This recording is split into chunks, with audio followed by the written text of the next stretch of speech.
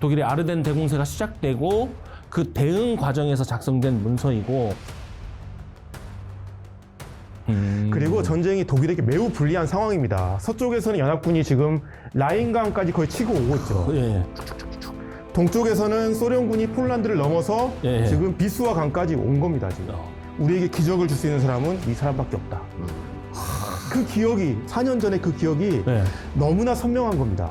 총 병력은 우리가 100만 명 정도가 부딪힌 걸로 알고 있잖아요. 지금은. 대공세에 걸맞는 병력을 모았다. 기습을 통해서 마비시켜가지고 전격적으로 뭔가 승리를 쟁취하겠다. 이 바스토뉴에서 가장 극명하게 나타났다는 것 같아요. 바스토뉴 결사항전 밀떡 여러분 들어오세요.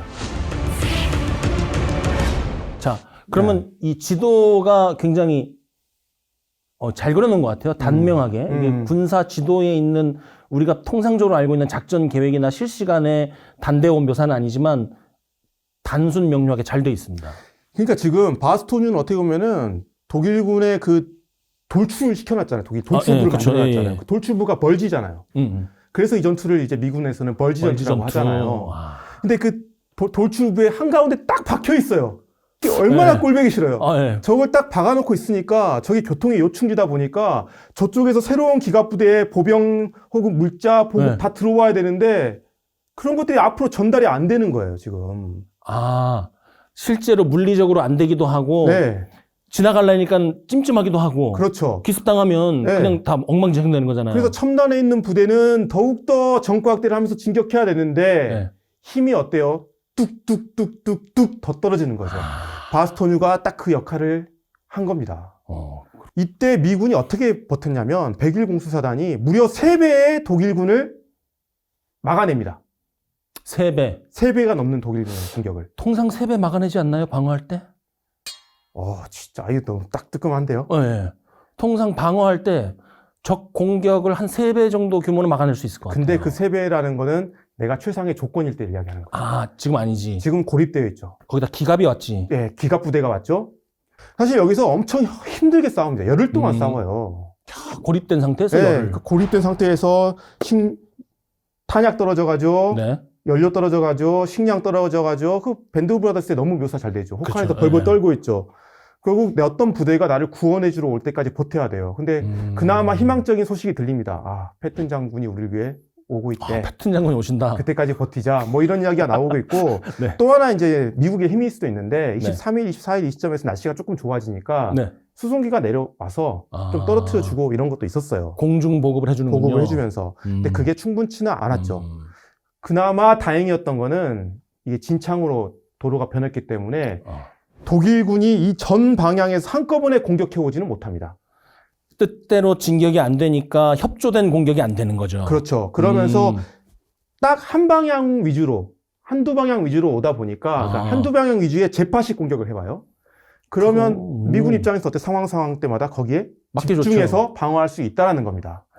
게다가 미군은 기갑부대는 아니었지만 101 공수사단은 대전차조가 괜찮았어요. 대전차조가 괜찮았다. 그리고 또 중요한 거는 미군은 뭘 부를 수 있습니까? 포병입니다. 포병이 그 후방에 대기를 하고 있었던 건가요? 포병, 군단 포병까지 부를 수 있거든요. 그거 굉장히 유리한 조건인데요? 그러니까 이게 독일군이 쉽게 뚫기는 어려웠다. 물론 그 안에 있는 101 공수사단이 정말 힘들게 싸운 건 맞지만 여기서도 어떻게 보면 미국의 위력은 분명히 발휘됐기 때문에 이 정도까지 방어를 할 수 있지 않았을까? 이런 생각을 하는 거죠. 그러면 이제 이해가 갑니다. 우리 그 타워 디펜스 게임 보면 아무리 막강한 적의 기갑 전력이 들어와도 속도가 느리고 한 곳으로 계속 오면 대전차조 깔고 장애물 깐 다음에 포병화를 교총해서 톡톡톡톡 잡아먹으면 돼요. 뭐 그렇게까지 유리한 상황은 아니었겠지만 어쨌든 열흘이라는 시간을 벌 수 있었던 데에는 그러한 조건이 이유가 있었던 것이군요. 그렇죠. 알겠습니다. 자, 악전고투 연합군으로서는 이제 시작인 거잖아요.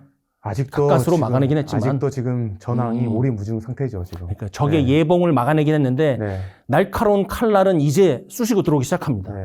여기에서 가장 유명한 하나의 문구라고 할까요? 그게 마음속에 떠오르죠. 그러니까 사실 여기서 101 공수사단이 전멸했거나 항복했더라면 이거는 연합군에 미칠 심리적 파장이 어마어마하게 컸을 거예요. 끔찍합니다. 특히 101 공수사단은 미국을 대표하는, 미 육군을 대표하는 사단이잖아요. 아, 그렇죠. 이게 신보도에 나와요. 101 공수사단, 독일군의 대공수의 전멸. 그러면 정말 히틀러가 원했던 평화협정?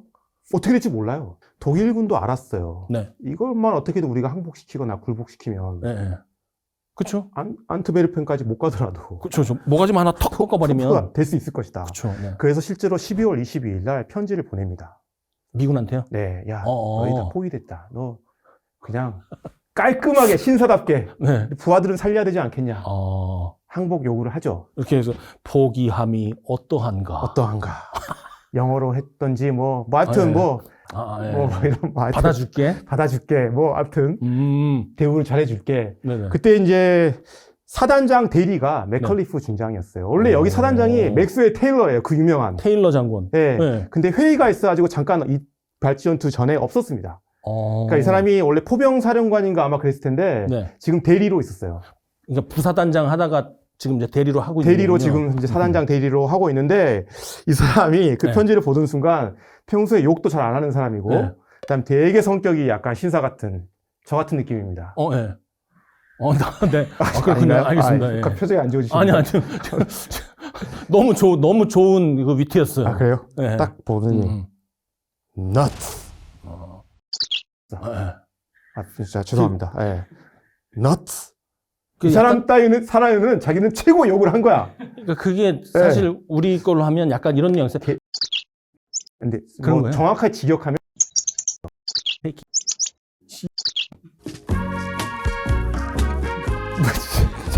이거 삐 나왔죠 지금 방송. 독일이니까. 게르만 이런 이런 건데 한마디로 까고 있어 이겁니다. 그러니까 이게 이따위 소리를 이거 사단장한테 이거 할 것도 없어. 내 선에서 니네는. 근데 이게 이 사람의 의지뿐만 아니라 101 공수사단의 그냥 의지를 보여준 거예요. 야, 우리 101 공수사단이 그렇게 힘들게 훈련받고 와서 노르망디 때부터 죽을 고비를 넘기면서 어떻게든 우리가 지금까지 해왔는데 미국의 대표 사단인데 항복한다고? 우리가 너희 따위에 항복해? 이런 느낌이었던 거죠. 끝까지 항전합니다.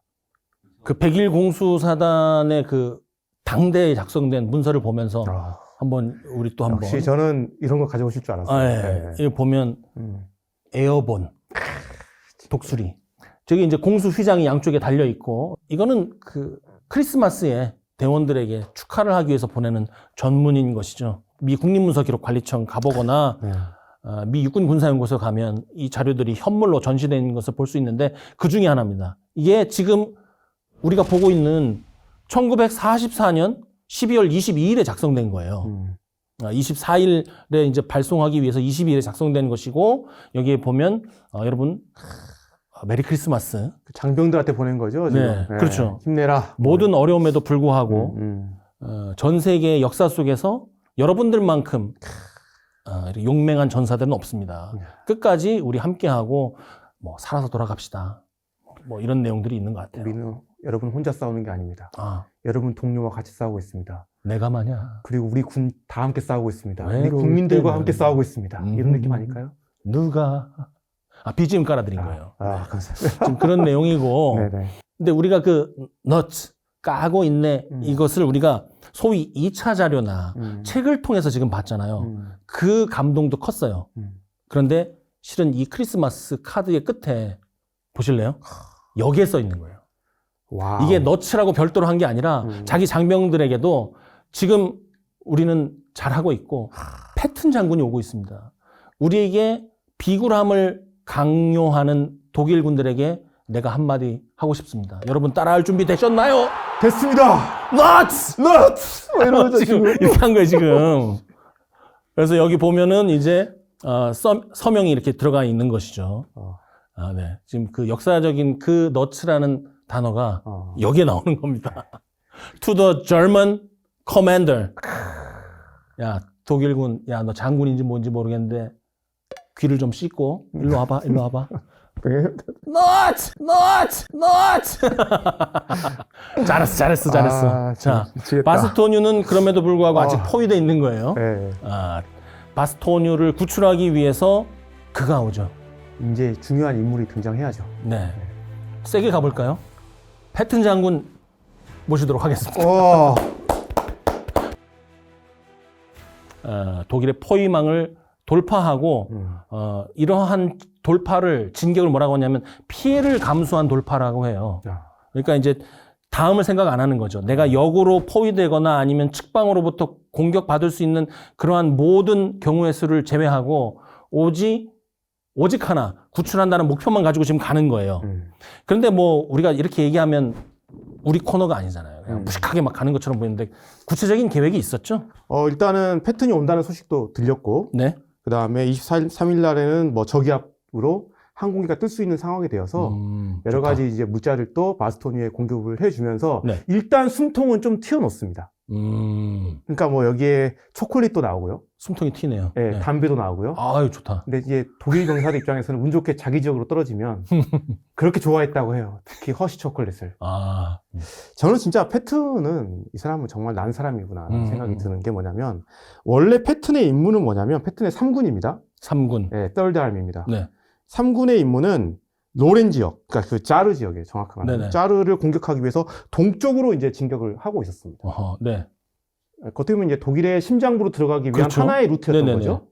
그런데 상황이 이렇게 되다 보니까 네. 아이젠하워가 19일 날 패튼한테 야, 큰일 났어요. 네. 북쪽으로 방향을 빨리 틀어줘야 될 것 같아. 그리고 빠르게 아르덴으로 가줘야 될 것 같아. 네. 존댓말 했겠죠. 좀 그냥 존댓말 없지만 애매하게 말끝 들으면서 네. 좀 도와주소. 그래도 뭐 사령관이니까. 네. 하여튼 패튼을 좀 껄끄러워했죠. 아이젠하워도. 네. 브래들리도 껄끄러워했고요. 네. 사실 패튼이 이제 브래들리 바로 밑에 있잖아요, 지금. 모두가 다 껄끄러워했던 것 같아요. 뭐 아무튼. 적도 아군도 다 껄끄러워. 네.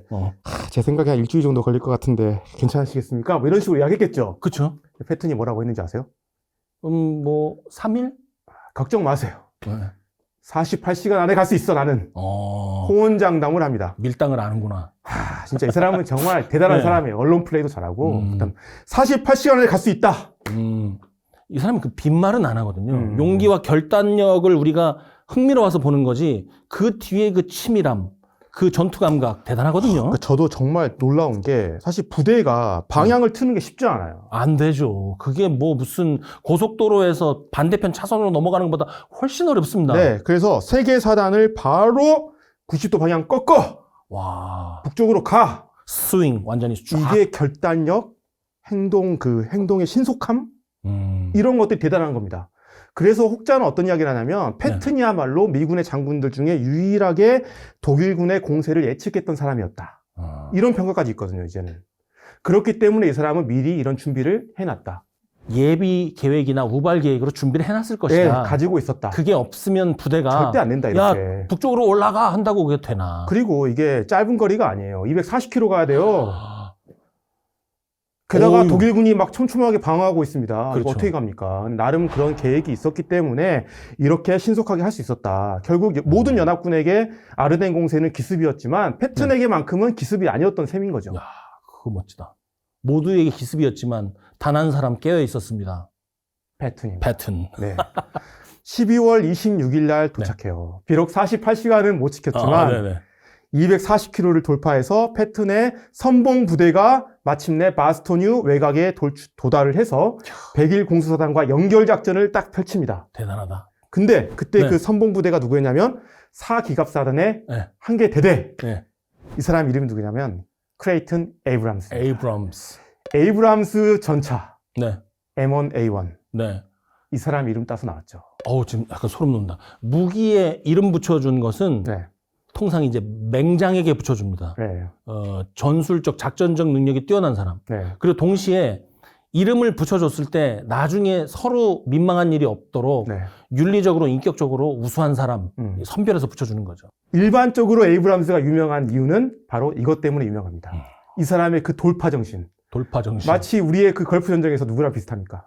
우리 그 중대장. 그러니까 맥마스터가 어떻게 보면 에이브람스의 계보를 이었다. 약간 이런 느낌이 드는 거죠. 막. 환생했나? 왜냐면 M1 에이브람스 전차를 탔잖아요. 그 사람이 혼이 실려있는 딱 빙의해서 그 전차를 타고, 그렇죠. 이런 느낌으로 싸웠기 때문에 정말 창의적으로 가요. 그러니까 독일군의 어떤 저항이 있으면 막 돌파하는 게 아니라 우회해서 가기도 하고요. 중간중간에 새끼를 찾아내기도 하고요. 쉽지 않아요. 네, 그러면서 결국 그 포위망을 뚫고 바스토니에 도착해서 연결작전을 성공시켰던 거죠. 어떻게 보면 패튼하고 에이브람스하고 너무나 찰떡궁합이네요. 그렇죠. 네. 강과 약 필요할 때는 강인한 정신과 그것을 실현할 수 있는 융통성 이런 게 만난 거네요. 네. 그리고 우리가 잊지 말아야 될 게 이 패튼 휴야에는 워커 중장도 있었습니다. 워커 소장. 네. 이야. 우리가 나중에 낙동강 방어선에서 그 끈질긴 그렇죠. 이 사람이 사실 워커의 장점은 기동전이에요. 네, 그렇죠. 근데 상황에 따라서는 방어전도 할 수 있다는 걸 보여주기도 했잖아요. 맞죠. 네. 그 수제자가 패튼의 불독 워커라고 그랬고 에이브람스는 사실 그 계급상 새로운 세대 뉴비인 것이죠. 네. 그래서 우리도 잊혀진 워커를 잊지 말자. 워커 잊으면 안 됩니다. 네, 뭐 이런 이야기를 하고 싶은데 아무튼 이러면서 날씨도 이제 완전히 좋아지고 28일부터는 그러면서 이제 연합군 비행기가 본격적으로 독일군을 말 그대로 시작합니다. 판 뒤집혔네. 완전히. 그러면서 패튼의 이제 부대들도 다 바스토니로 오게 됐고 패튼의 부대들뿐만 아니라 아까 이제 100만 명 이야기하셨는데 전반적으로 이제 막 반격을 해 들어가기 시작하고 이제는 12월 말 시점에서는 뭐 룬드스테트는 끝났다. 아직도 근데 고집을 피우는 인물이 있죠. 바로 히틀러입니다. 말이야. 네, 뭐 이런 거죠 지금. 네.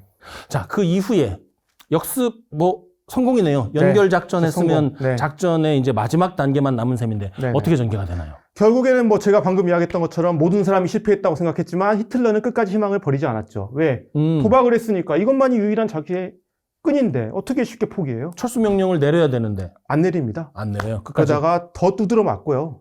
괜히 얘기 꺼냈다가. 네, 결국에는 어떻게든 뭐 독일군도 나름 잘 싸우죠. 왜? 독일군은 결국 전술적 능력 하나만큼은 정말 뛰어난 부대가 아닙니까? 그건 또 인정해야죠. 그래서 나름 잘 싸우지만 판세를 뒤엎을 수는 없었다. 그리고 완전하게 이제는 실패했고 히틀러도 이제 그거를 인정을 하죠. 그러면서 1월 7일 날 철수 이렇게 되는 겁니다. 히틀러 철수 이렇게 했겠죠. 철수. 그렇죠. 그 몽고메리는 뭐 하고 있나요? 지금 갑자기 궁금하네. 지금까지 한 번도 안 나왔어요. 그거 이따가 좀 한번 말씀드려도 그래요? 알겠습니다. 아르덴 숲을 돌파해서 기사회생하려던 독일의 마지막 비장의 한 수 실패했습니다. 실패의 원인 다시 한번 좀 정리를 해볼까요? 첫 번째, 병참과 보급의 문제. 두 번째, 잘 싸우는 미군의 강력한 저항. 세 번째는 기후라는 변수. 공군력도 이게 포함이 되겠죠. 마지막으로는 연합군의 잘 짜여진 준비. 번호를 한번 매겨볼까요? 어떤 게 가장 결정적이었는지? 그건 여러분들이 한번 맞춰보실래요? 사실 저는 여기에 정답은 없다고 생각합니다. 저는 2번과 4번을 함께 묶을 수 있다고 보거든요. 어쨌든 지금 미군 국면이니까. 그러니까 미군의 저항이나 연합군의 대응. 그러니까 이제 이게 뭐냐면 사실 3번 같은 기후 변수 같은 경우는 어느 정도 예측을 했습니다. 예측을 했군요. 독일이. 그렇기 때문에 악천후 혹은 안개가 많은 아르덴 지역을 선택한 거잖아요. 독일 입장에서. 그렇죠. 그리고 이게 이제 연합군 항공기가 본격적으로 진짜 이거를 말 그대로 완전히 이제 쥐고 흔들 정도가 된 거는 28일부터입니다. 본격적인 그 항공 지원은. 근데 28일은 이미 승패가 기울었다, 이미. 그냥 누워 자빠진 놈 한 대 더 때린 거군요. 그렇죠. 완벽하게 그냥 이제 밟은 거죠. 그 전에. 싹커킹을 날려버린 거네. 그래서, 물론 이건 제 개인적인 의견입니다. 그리고 첫 번째 보급도 물론 정말 이것도 심각하죠. 근데 이것도 처음부터 생각을 했었죠. 안 될 걸 알았죠. 뭔가 좀 더 흥미롭고 기발한 의견들이 우리 애청자들은 있는 것 같아요. 한번 그러면 1, 2, 3, 4번도 좋고. PD님, 이거 퀴즈나 설문으로 한번 만들어 주실 수 있어요? 혹시 그거?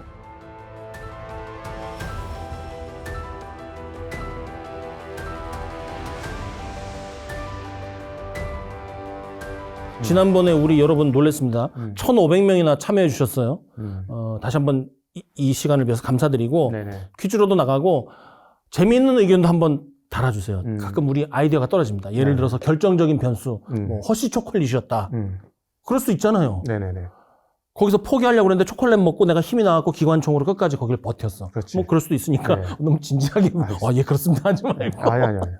저 좀 항상 진지합니다. 네. 네, 신진지라고 불러주십시오 앞으로. 전진. 전쟁사계의 진진함. 네. 네. 전지. 전진. 이상하다. 전진. 네, 혹시 일사단에서 근무해본 적 있으신가요? 없습니다. 네. 그럼 그건 안 되겠다. 네, 아무튼. 네. 근데 제가 이제 여기 조금만 제 그냥 의견을 이야기할게요. 그냥 판이 뭐 펼쳐지니까. 저는 사실 2, 4번이 중요하다고 생각해요. 결국 저는 저항의지? 역사학자, 인문학자로서 사람입니다, 사람. 왜냐하면 독일군은 이거를 예상하지 못했어요. 이렇게까지 치열하게 싸울 줄. 미군이 저항할 것이다라는 거 생각 못했죠. 미국은 뭐 물량전 위주고 네. 항공전 위주인 줄 알았지. 그렇죠. 그러니까 미군에 대한 과소평가를 분명히 했었다, 히틀러가. 걔는 왜 맨날 남을 깔봐 이렇게. 막 러시아도 깔보고. 자기 수준에서만 생각하는 거죠, 일종의. 그러니까 미군 하면 물량으로만 믿고 까분다. 전쟁 의지는 약할 것이다. 마치 일본군이 처음에 태평양 전쟁 일으켰을 때 미군을 생각했던 것처럼 독일군도 어떻게 보면 미군에 대한 정보가 그렇게 많지 않았고 어떻게 보면 의지 자체는 별로 없는 군대일 것이다. 그동안 그리고 노르망디 상륙작전 이후에 미군이 싸운 걸 보니까 좀 아이젠하워가 유유부단한 게 좀 있잖아요. 그렇죠. 아무래도 그게 장점이자 단점이죠. 게다가 워낙 큰 군대이고 또 미영 연합군이다 보니까 어떤 그런 의사 결정과 행동의 과정이 되게 느리다. 독일 입장에서는 그렇게 볼 수도 있죠. 근데 여기서 엄청나게 신속하게 대응을 했단 말이죠. 그런 변수가 예상치 못한 변수가 찾아왔기 때문에 독일이 받았던 심리적 충격이 엄청나게 컸을 것이고 그 순간 게임은 끝났다. 저는 이렇게 생각합니다. 정리를 한번 해볼까요? 네네. 아르덴 대공세와 제2차 세계대전. 네. 좀 정리를 좀 해주시죠. 너무 저희가 급하게 많이 달려왔던 것 같은데. 참 이제 독일군은 참 이런 아르덴 공세, 의외의 일격으로 연합군에게 피해를 주면서 결국에는 그 단순한 피해가 아니라 어마어마한 성공을 거두고 싶었죠. 근데 결과를 놓고 봤을 때는 뭐 이런 평가가 있는 것 같아요. 6주 정도를 늦춘 것 같다, 연합군의 진격을. 6주? 네. 그것도 사실 대단하긴 하네요. 그런데 반전이 있습니다. 뭡니까? 독일의 패망을 6개월 앞당겼다. 뭐야? 손해가 막심한데요? 금송아지 같은 것들 다 써서 동부전선에서 정말 이제 소련이 아무런 저항을 받지 않고 팍팍팍 치고 오고 그다음에 서부전선에서도 이 공세가 실패로 돌아가면서 미군이 정말 이제 미영 연합군이 쉽게 들어오게 되는 거죠. 투페어 들고 올인한 거네. 그래서 저는 참 이게 제 생각이 좀 이상할 수도 있는데요. 히틀러가 뭐 히틀러 상황도 충분히 저희가 이해가 되고 그걸 입장을 설명했잖아요. 그런데 오히려 이렇게 성공 가능성이 낮은 공세 작전보다는 방어전, 적에게 어마어마한 출혈을 가하는 끝까지 방어전을 펼치면서 그 소련이 했던 것처럼 도시 중심으로 해서 사주 방어하면서 진격을 늦추고 그냥 기진맥진하게 연합군에 정말 저놈들 악독한 놈들이다라는 거를 그렇게 했더라면 차라리 그 어떤 패망의 시기를 늦추거나 아니면 히틀러가 처음에 어떤 전제를 깔았습니까?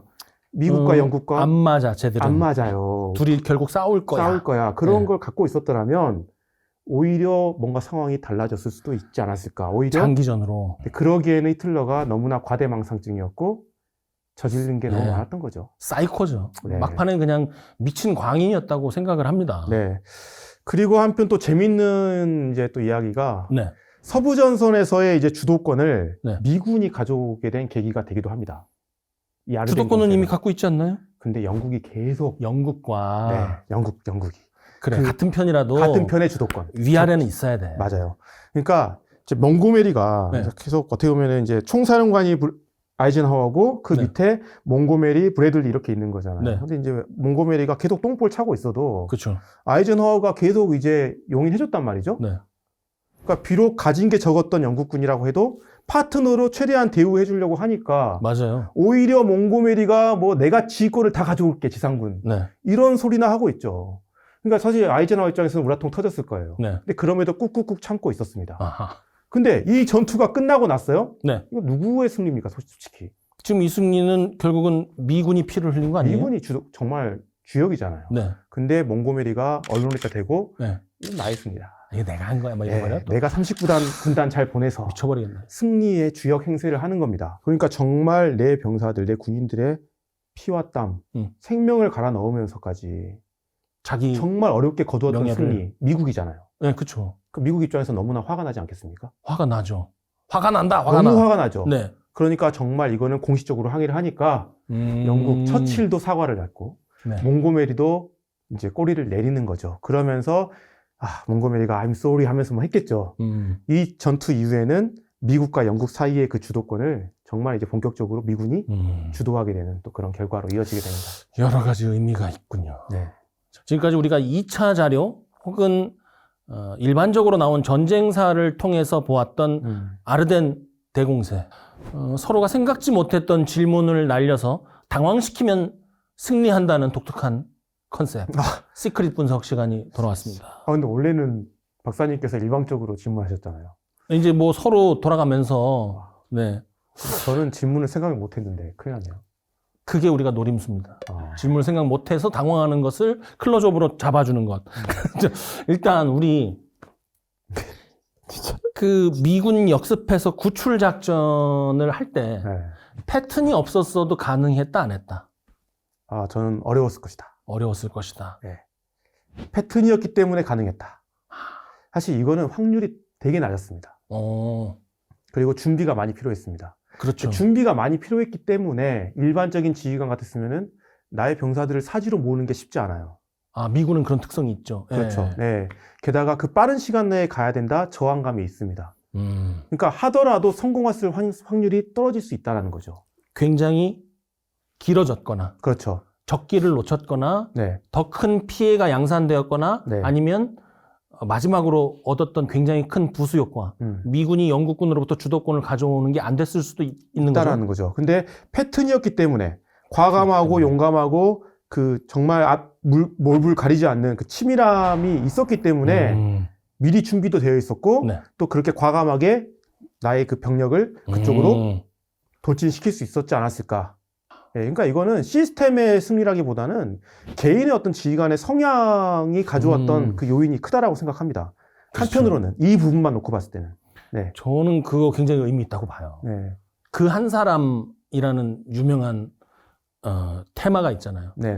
군사적 천재라고도 얘기를 하고 어떤 국가가 위기에 처했을 때 그 국가를 위기에서 구해낼 수 있는 사람은 사실은 하나면 족할 때가 있어요. 그리고 그 한 사람은 100년에 한 번 정도 나오면 충분합니다. 예를 들어서 패턴이라든지. 그렇죠.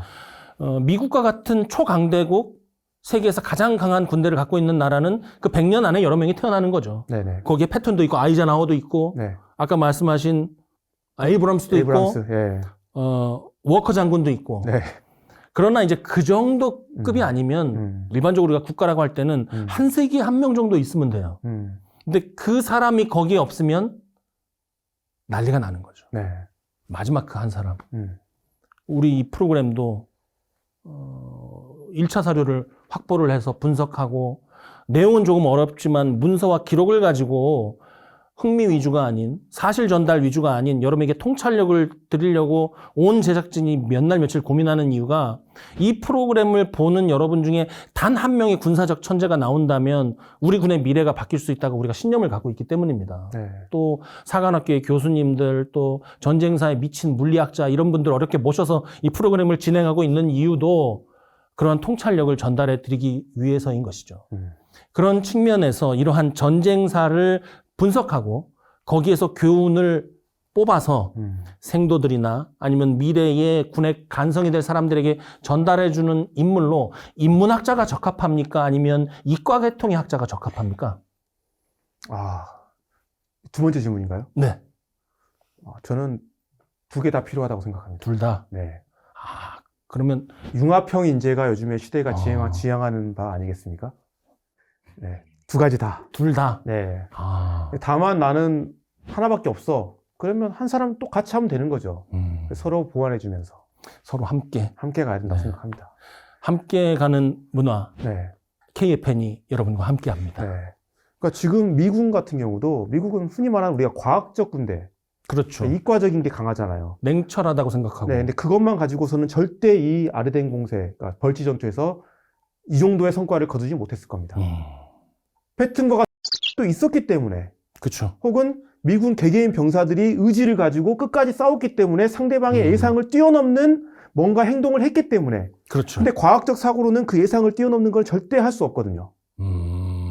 인문학적 사고. 네. 그런 모든 것을 품을 수 있는 아이젠허와 같은 그렇죠. 포용력을 가진 사람. 다 가지고 있잖아요. 인간에 대한 이해를. 이해와 과학적인 미국의 시스템, 물량 이런 것들 다 이해하고 있었던 사람이니까. 그렇기 때문에 미군이 이런 성공을 여기서 거두지 않았을까. 물론 미군의 피해도 막심했습니다. 네. 하지만 독일군과 제대로 한판 붙은, 어떻게 보면 미군 입장에서 정말 처음이자 마지막으로 제대로 붙은 거예요. 여기서. 그러네요. 네. 아르덴 대공세와 벌지 전투 통해서 우리가 우리 뭐 군의 미래 같은 문제도 고민할 수 있고, 네네. 또 서로 이제 이해하고 또 함께 화합을 이뤄나가는 문제 이런 것도 생각할 수 있는 게 이런 전쟁사 공부하는 매력인 것 같습니다. 맞습니다. 그럼 제가 질문을 드리겠습니다. 사실 우리가 뭐 2차 대전 특히 이제 이 서부전선 놓고 봐도 독일군 하면 잘 싸운다. 네. 전술적 능력 혹은 뭐 용병술부터 시작해서 네. 너무나 잘 싸우잖아요. 네. 그러니까 독일군은 결국에는 어떻게 보면 그들의 전술적 승리, 네. 그러니까 분명 돌파를 했습니다. 네. 근데 결국 이거를 또 작전적 성공으로 잊지를 못했잖아요. 네. 그러면 어떻게 보면은 그 전장의 여러 가지 기능을 다 고려하지 못했던, 혹은 거기서 힘이 결국 미국한테 밀렸다라고도 볼 수 있는데, 네. 만약에 이때 네. 독일군이 부족했던 뭐 연료나 보급이나 물량이나 이런 것들이 채워졌었더라면 네. 좀 달라지지 않았을까요? 저는 그래도 안 달라졌을 거라고 봅니다. 저는 독일군이 전체적인 시스템 차원에서 전장에서 승리를 연속적으로 이끌어갔던 핵심이 암기력에서 온다고 봐요.